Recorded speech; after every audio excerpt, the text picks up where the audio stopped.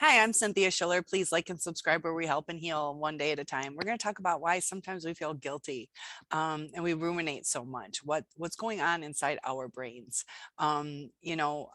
We had this thing that we really wanted. We saw a life with a certain person, and we look at the things that we had tried.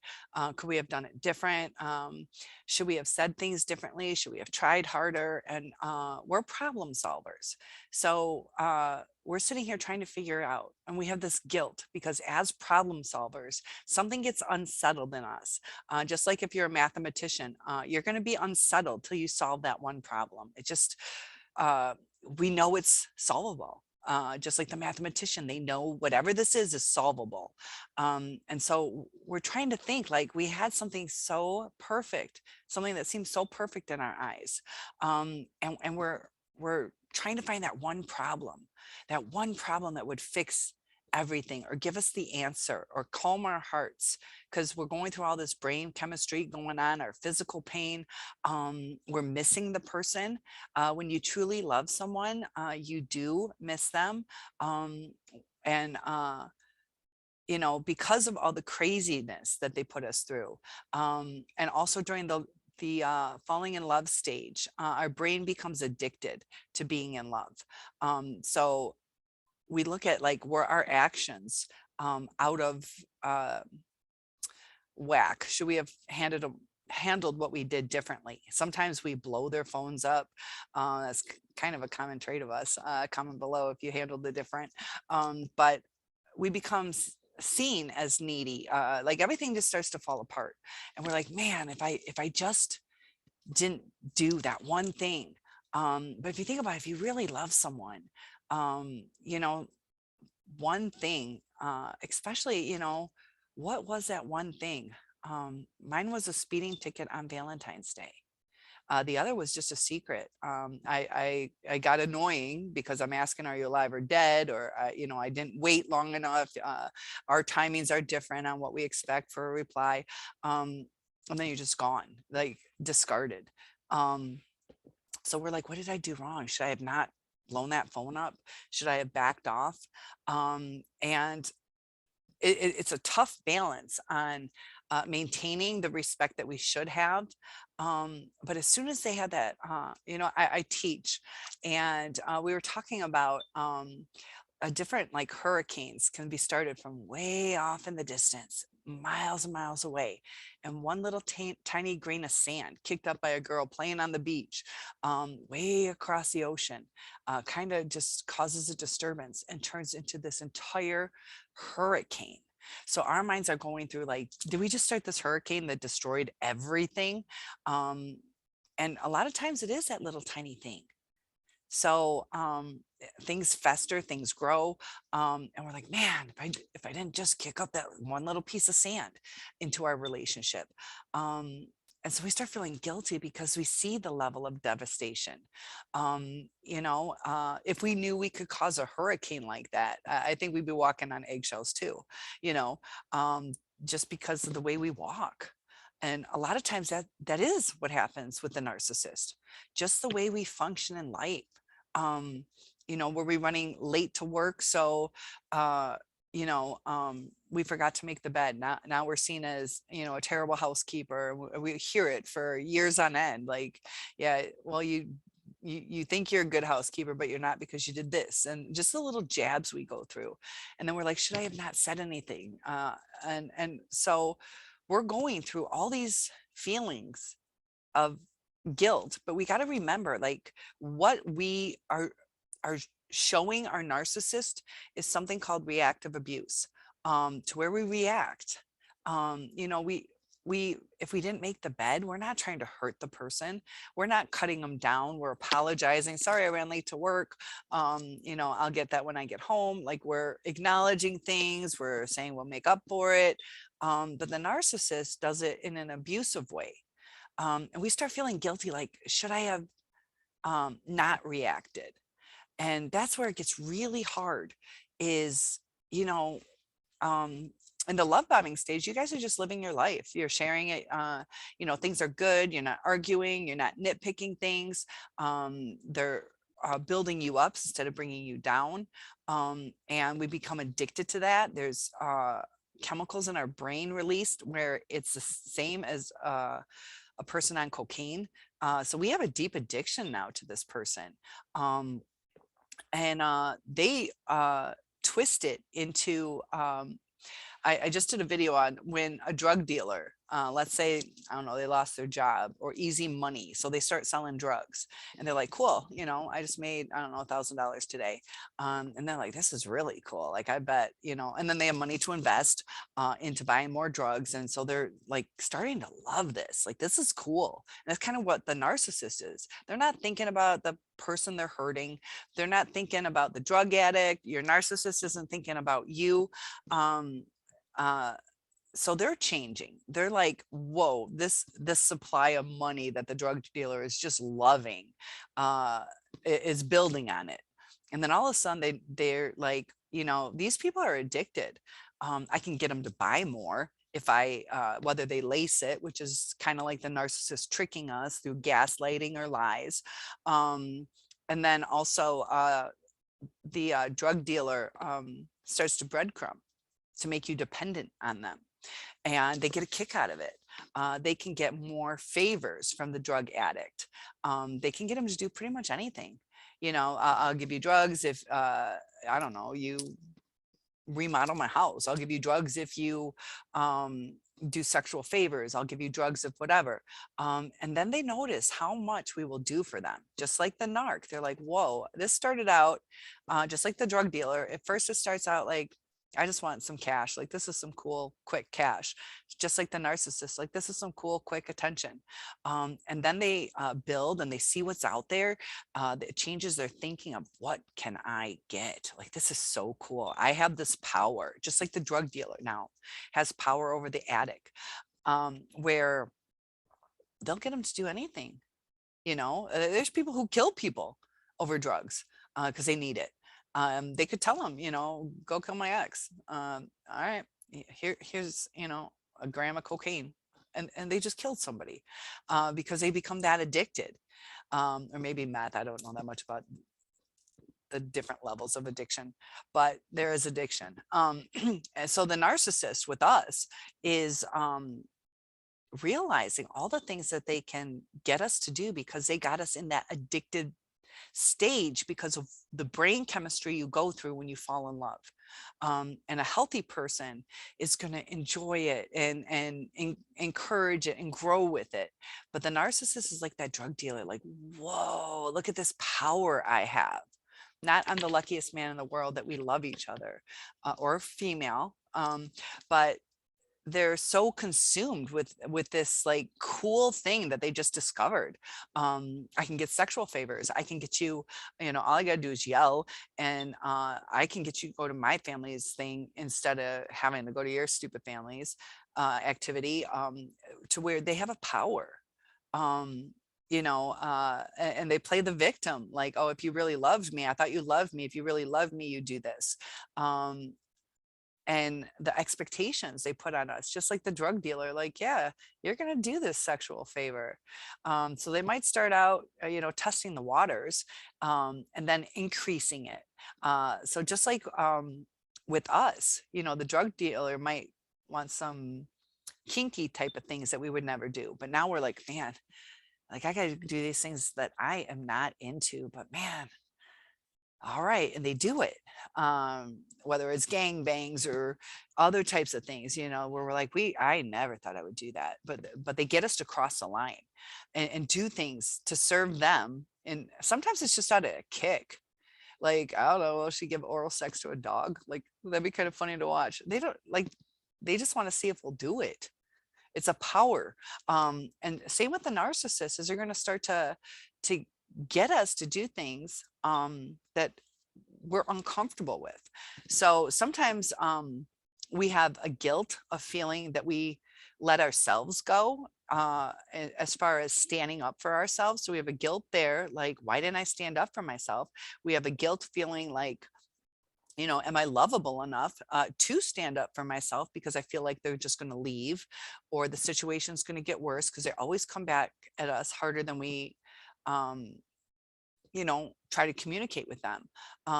We feel guilty because sometimes we lose our cool. We're human just like they are, whether it's hormones or stress at work, or there's times where we're off balance too, just like they are.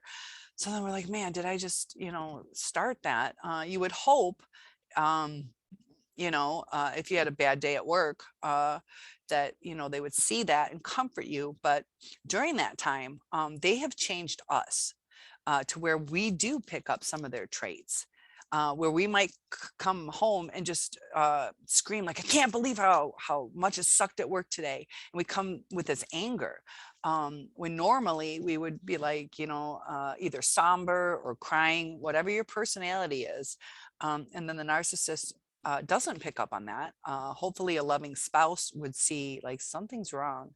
And instead of yelling at you and making it worse or cutting you down, like quit moping, or just go off by yourself. And when you're ready to present yourself the right way. So we have all these guilty feelings, but they're reactive. Yeah, there are some times we do have to take responsibility because we're not perfect. Nobody's perfect.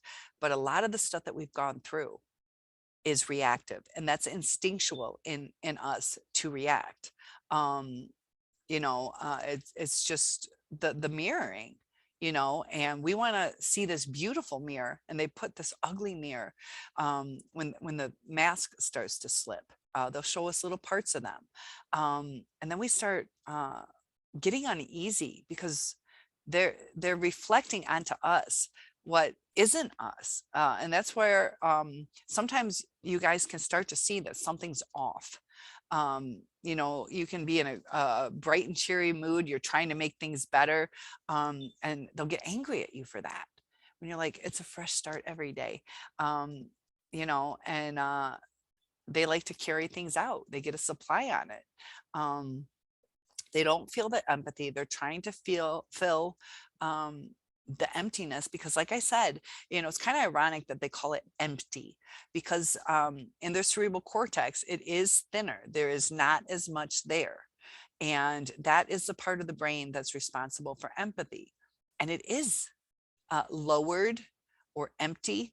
It correlates with how narcissistic they are on how thin that layer is. But we're feeling guilty for something that is put onto us. And, you know, uh, just like if you're driving your car and somebody's about to hit you and you swerve, and you just smash into another car. It's kind of like we feel guilty, like I just smashed into this car, like, oh my gosh. But was it honestly our fault when we're about to get, smashed to pieces by another car? We have to react sometimes. It's instinctual. Sometimes it's hard not to yell back. It's hard not to cry. And there should be nothing wrong with crying. But when you do that, it irritates them. It's emotions that they see that they caused. But sometimes too, they get a kick out of it. So it depends on what type of narcissist you're with. They'll either be irritated or get a kick out of it.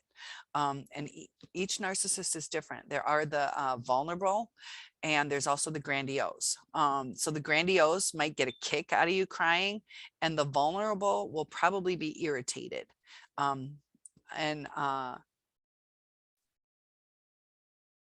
the childhood that they went through is what determines if they were grandiose. That's when the parents overpraised them, or maybe a coach or a teacher, to where this kid thought they were great.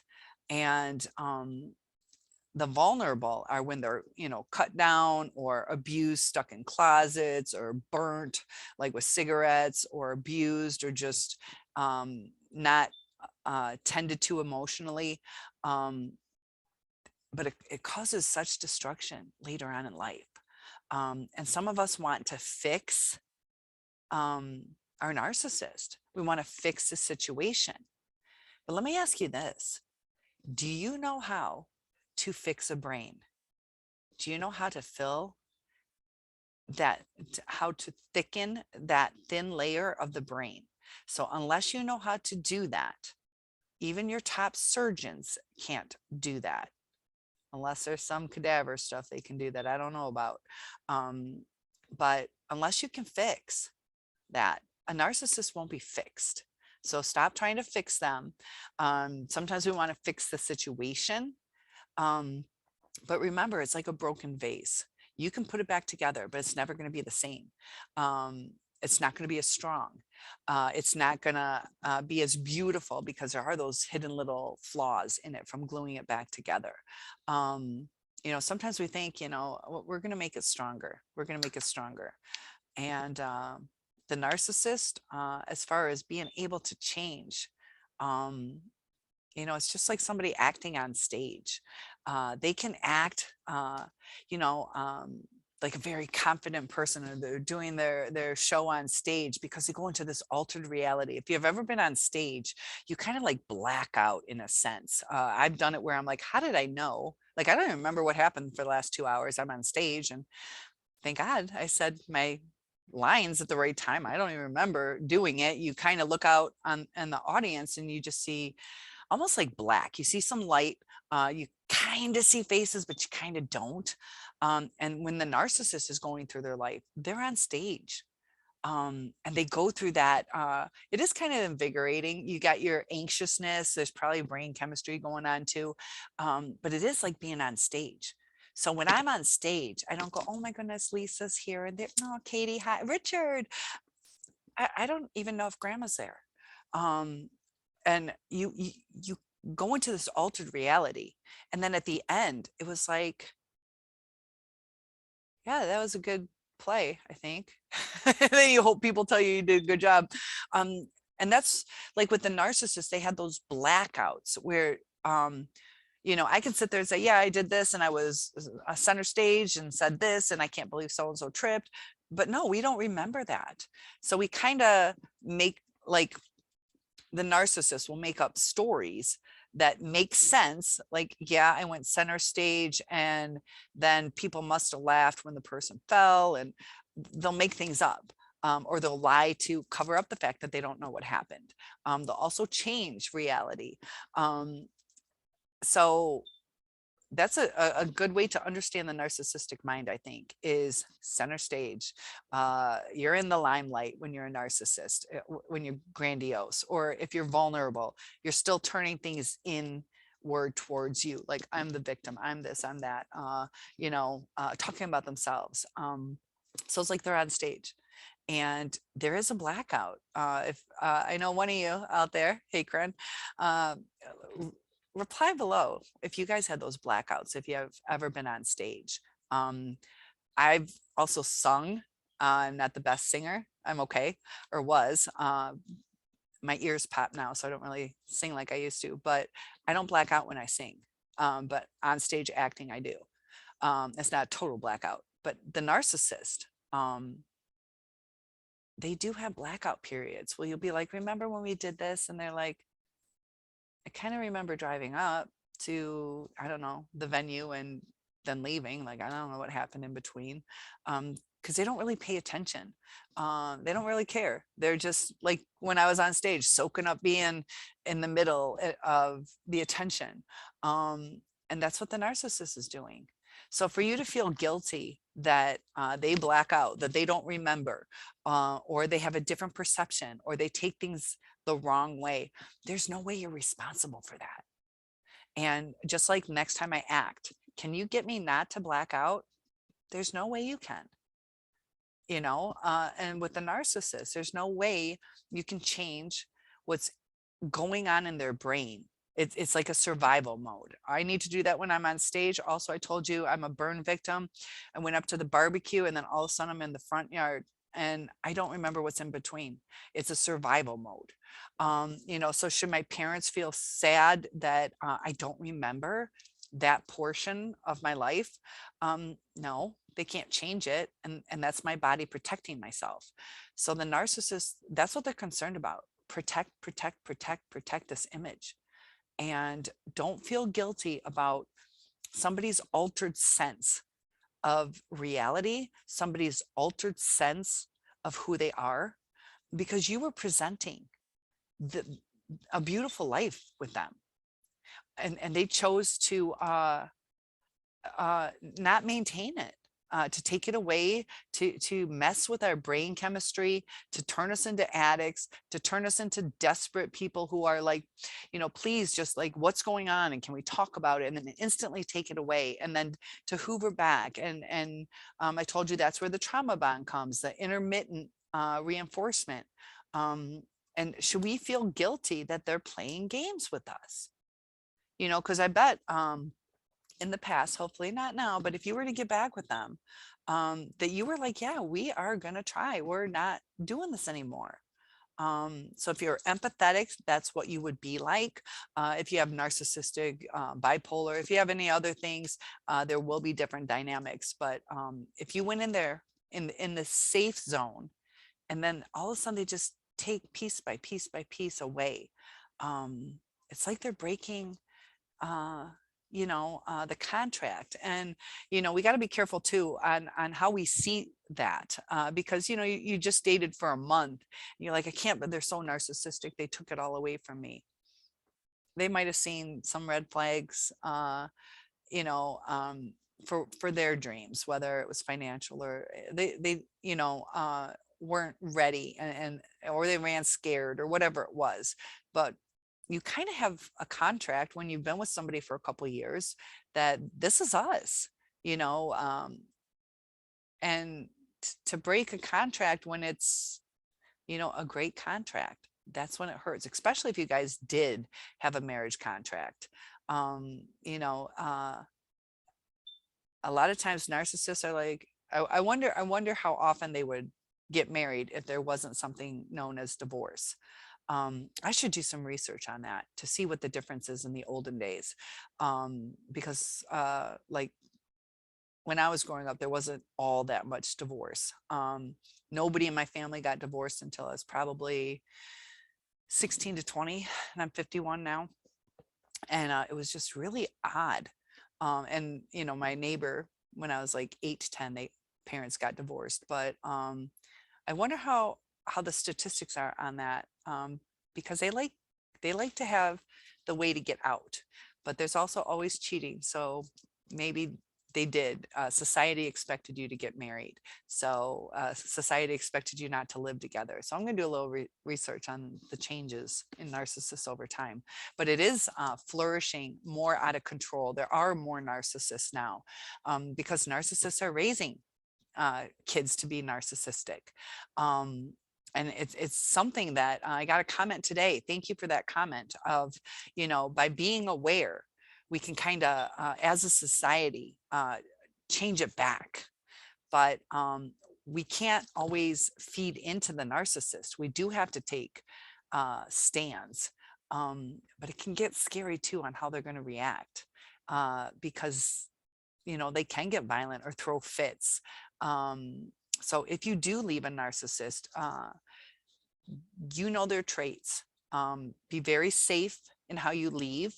Mine were never abusive like that. So